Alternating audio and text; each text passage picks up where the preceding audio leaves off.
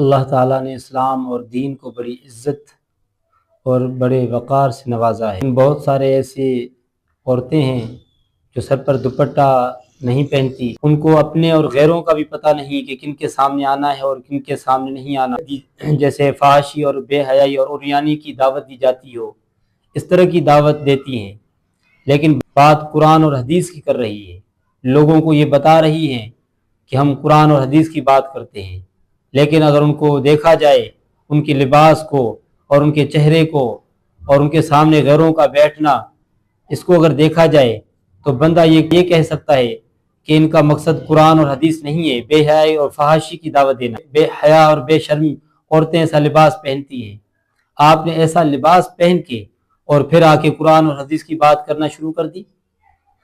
جو لوگ آپ سے دین سن کے اور آپ سے متاثر ہوتے ہیں ایسی عورتوں سے جن کے سر پہ دوپٹہ نہیں ہوتا، ان کے سر پہ چادر نہیں ہوتی،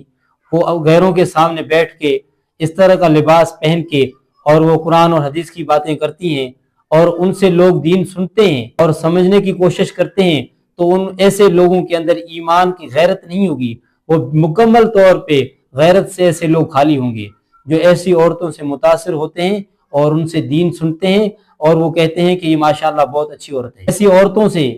دین سنا جائے، حدیث کی بات سنی جائے اور پھر سے متاثر ہوں کہ اس نے بہت اچھی بات کہی ہے، یہ بہت اچھی باتیں کرتی ہیں،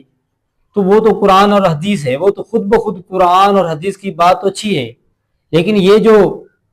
بے حیائی کے لباس میں، بے غیرتی کے لباس میں یہ جو آپ کے سامنے بیٹھی ہے، اس طرح کی باتیں کر رہی ہے، تو آپ کے اندر ایمانی غیرت نہیں کہ آپ اس عورت سے دین کی بات سن رہے ہیں، آپ اس عورت سے متاثر ہیں کہ جو خود دین کا مذاق اڑا رہی ہے، جو اسلام کا مذاق اڑا رہی ہے، بات تو دین کی کر رہی ہے لیکن مذاق اسلام کے اوپر ہے۔ لوگ تو یہ کہیں گے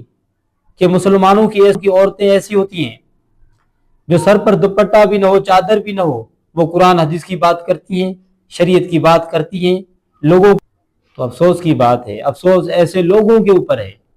جو لوگ ان کو سنتے ہیں، دیکھتے ہیں اور ان سے متاثر ہوتے ہیں۔